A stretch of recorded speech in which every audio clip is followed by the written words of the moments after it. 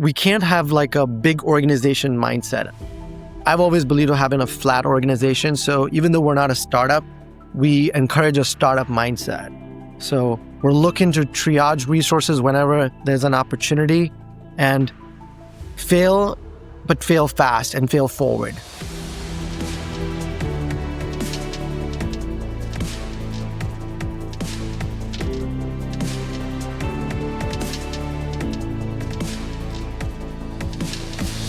What happens when traditional hiring models are upended to democratize opportunities in the tech industry?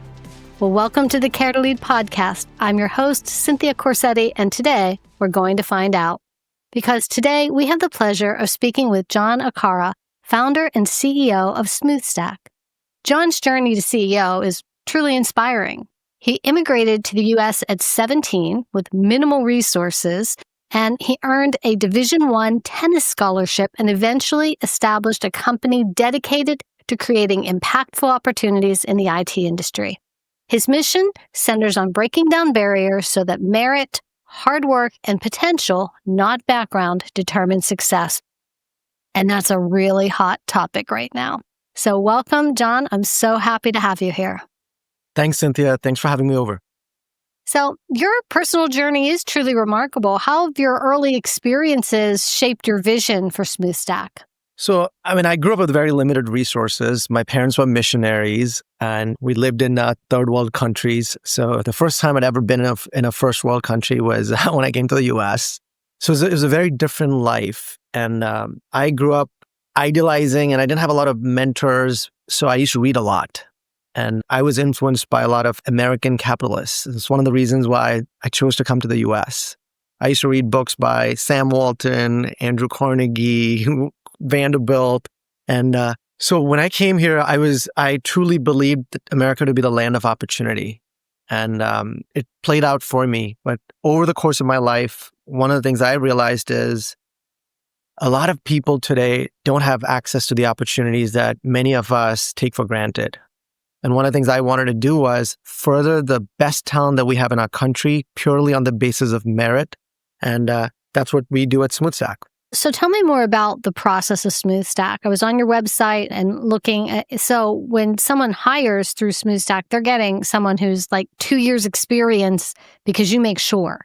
So the way our model works is very different to traditional staffing or hiring. If you think of traditional hiring, people, let's say an employer has a job requirement, whether it's your staffing vendors that are supporting that requirement or your own talent acquisition in your organization, they go out in the marketplace, look for people that meet those exact specific requirements. And it's really hard to do that because, as you know, tech talent is finite, and especially in nascent technologies, they're really hard to find.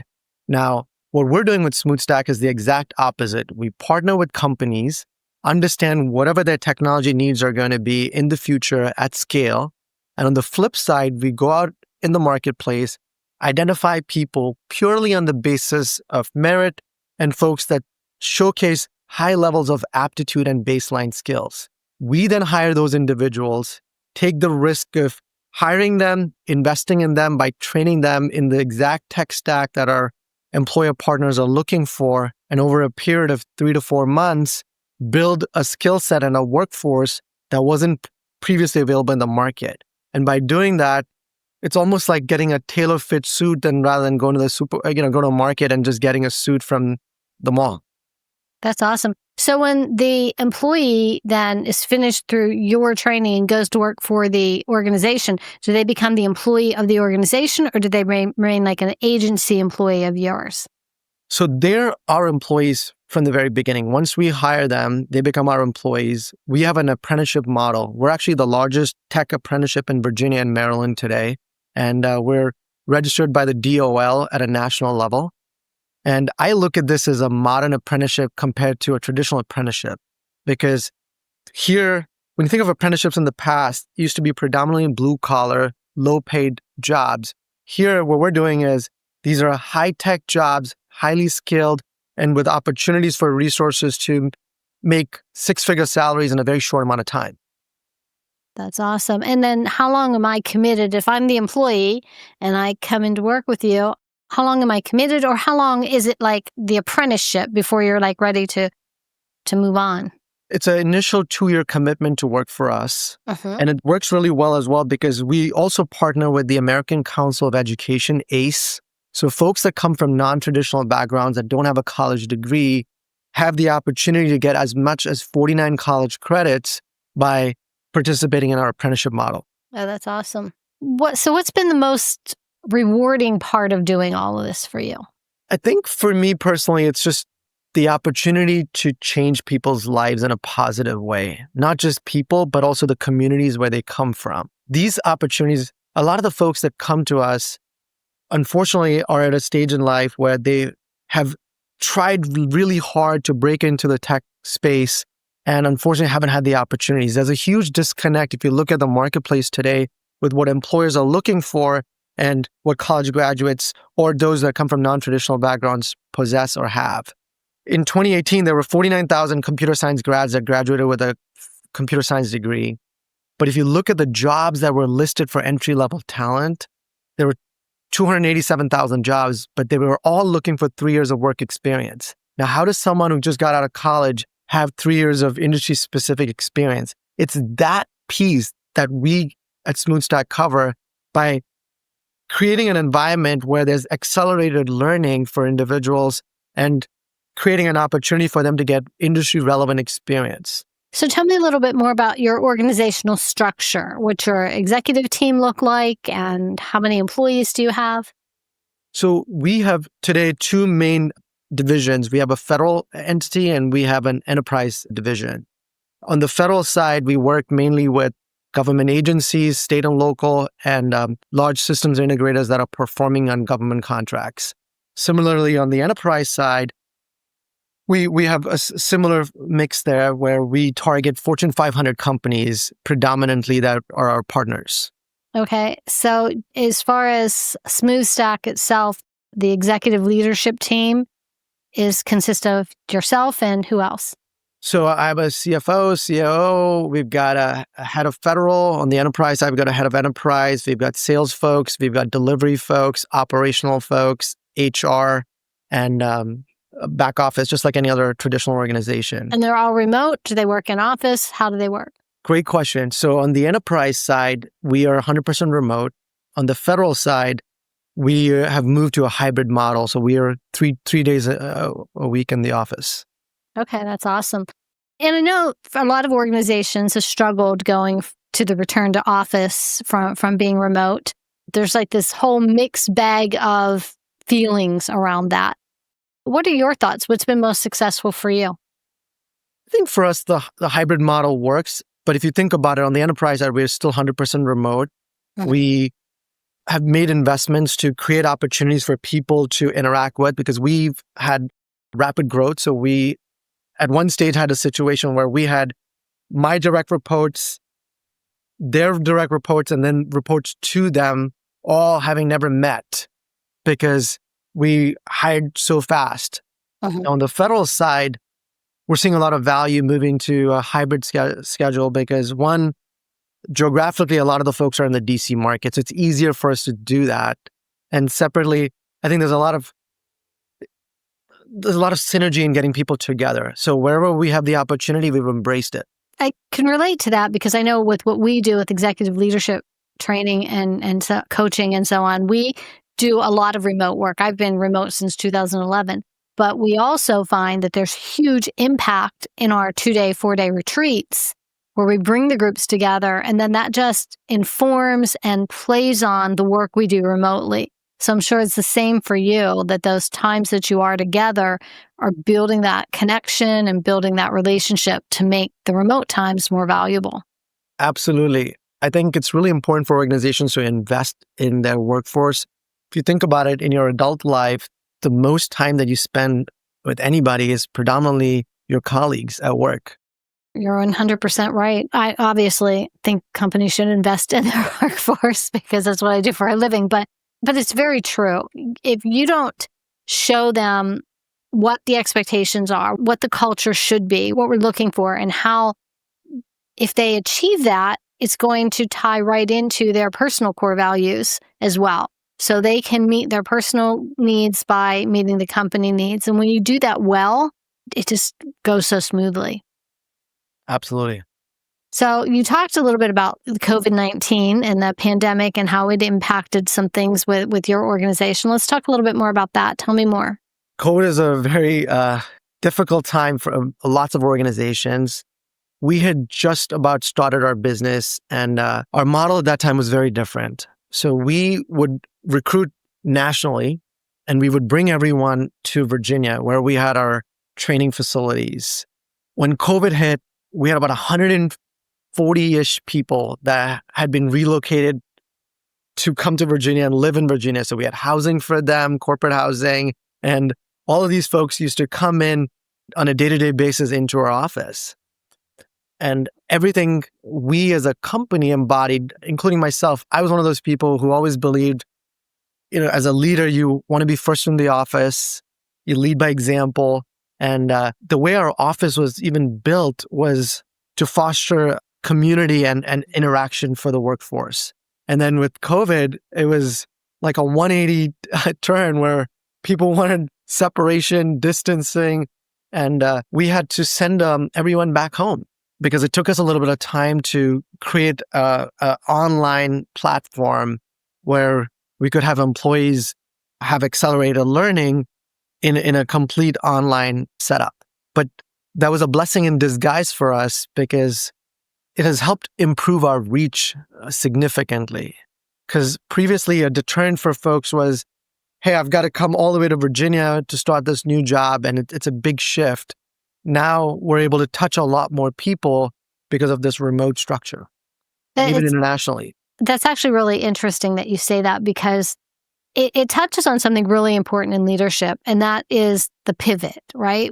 We get set in our ways, and we sometimes hold on too tightly to those ways. But sometimes when you make that pivot, this time you were forced to make a pivot, but you could have just gotten in a fetal position and cried and not moved forward, but you chose to make the pivot. And that did end up being the biggest blessing. And I think that happens more often than we realize, that when we're forced to make a pivot, or we choose to make a pivot, that it pays off. I've always believed that if when one door closes, others open. The piece that is really key and important is your ability to recognize the different opportunities that are right around you, and when opportunity knocks, be able to grab it and run with it. And I think a lot of times we're so focused in our day-to-day that we kind of build tunnel vision, and we're not able to see the gamut of opportunities right around us. So it's one thing as a CEO to have that vision and be able to do that. But what do you do as an organization to embrace change, to foster an environment where employees aren't afraid of taking chances, they're not afraid of failing, and they're willing to embrace change? When you think of companies at our scale, change and our ability to be nimble and adapt to the different opportunities that come by is pivotal. We can't have like a big organization mindset. I've always believed in having a flat organization. So even though we're not a startup, we encourage a startup mindset. So we're looking to triage resources whenever there's an opportunity, and fail, but fail fast and fail forward. So we've talked a lot about your successes and how you've gotten here. Tell me a little bit about some of your failures, because I think as a leader, we learn the most when we make mistakes. I've had a lot of failures. One of the things that I've tried to do as I've grown older is trying to learn from other people's mistakes. It's so simple and to say, but it's so hard to do, right? And unfortunately, I think in my case, I've had to make a lot of them myself. Going back to, you mentioned COVID. So going back to COVID was a difficult time for us because a lot of our partners couldn't predict their talent needs. So what ended up happening is a lot of folks that we trained couldn't get deployed to the opportunities that they were trained for. And one of the things that we decided to do at that time was we decided to retain that workforce, because we believed that the market would very soon shift and recognize that, hey, this is just a blip and business will go on. And that actually worked in our favor. And it also helped our employees recognize that we care about them. This is not a transactional relationship where we're getting something from them, but we're investing in them, not just in creating and building work product, but also to build something more long lasting. And that really worked out for us. That's great. What were the pivotal moments in your career that changed direction for you or were aha moments? So I've had a lot of them. I think you touched on it in my bio. I mean, I came here when I was a 17-year-old and I'd never really lived away from my parents and my family. So just coming here and my first semester in college, like when I first came, like, I mean, I was fortunate I had a tennis scholarship, but outside of that, like I didn't have any resources. So I would work at night. I would work over the weekends. I didn't have a traditional freshman year experience like most other kids would have had, but it gave me a lot of perspective. It gave me a lot of opportunity to interact with different people in different stratas of society and helped me build grit. And I think grit is a really important piece that youngsters today sometimes overlook because it's very easy to give up. But if you can persevere and push through challenges, I've always believed that in discomfort, there's elevation. I like that. I'm curious. I know when you bring in an employee and you're training them on the tech, what do you have in place to teach employees the importance of things like grit and work ethic and just a different mindset? I always believe that it's hard to find employees that have an owner entrepreneurial mindset, not the way the owner does. You're the CEO, you live it, breathe it.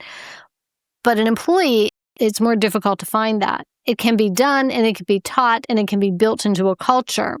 So what do you do to help create that? I think what's very interesting about our pool of employees and folks that we impact is a lot of these folks are really bright. They have overcome a lot of adversity to get to where they were. Mm-hmm. What they didn't have was the opportunity. When we present the opportunities for these folks, they grab it and they run with it. Because a lot of times by the time we've met them, a lot of folks, it's really hard for them to even believe that what we're offering is actually true and it's possible. Because we're hiring them and not charging them for anything for training, but actually investing in them to create a skill set that can then help be parlayed for them to build a career for themselves. So I feel like we're very fortunate that the folks that come in have a lot of those qualities. What they don't have is the opportunity. And when we present it, they excel. And what we've noticed is folks from a competency perspective with accelerated learnings that we're providing are able to showcase a competence of 2 to 3 years of industry experience with the time that we've spent with them initially. And over time, the partners that they work for in the long run, they get promoted faster and have lower attrition because they value the opportunity that they got.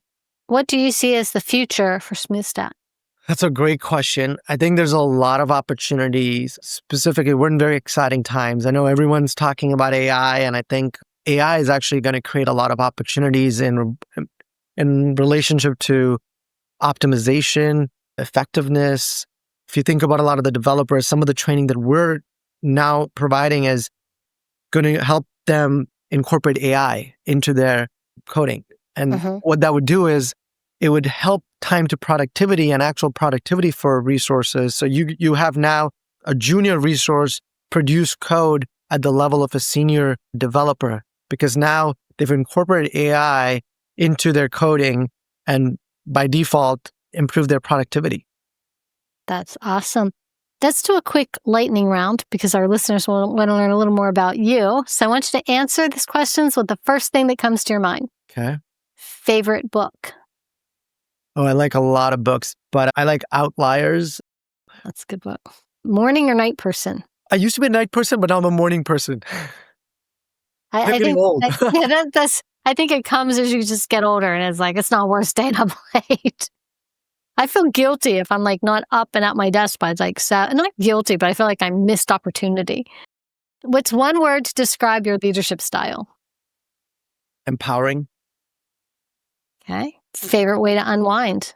So that changes a lot. I used to play tennis in the past. Now I like to be in the sauna. All right. That's awesome. Who's a leader that you admire? Oh, there's so many as well. I would say this is a little controversial, but I like Jeff Bezos. I like Elon too. Okay. So what else would you like listeners to know about your company and your future? I'd say we are growing. We're looking for smart, bright people, and give us a look. There's a lot of great opportunities at Smoothstack. Who are the people that you want to reach out to you that you can help like today? I would say a lot of folks that entry-level talent, emerging talent, folks that have just graduated from college, folks that might not have a college degree, but are willing to work hard and learn a new trade. Okay, that's great. Where was your undergrad? Where'd you go to undergrad? I went to Fairfield in Connecticut.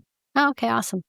All right, so my listeners know that Care to Lead is built on 4 pillars, which are clarity, authenticity, responsibility, and engagement.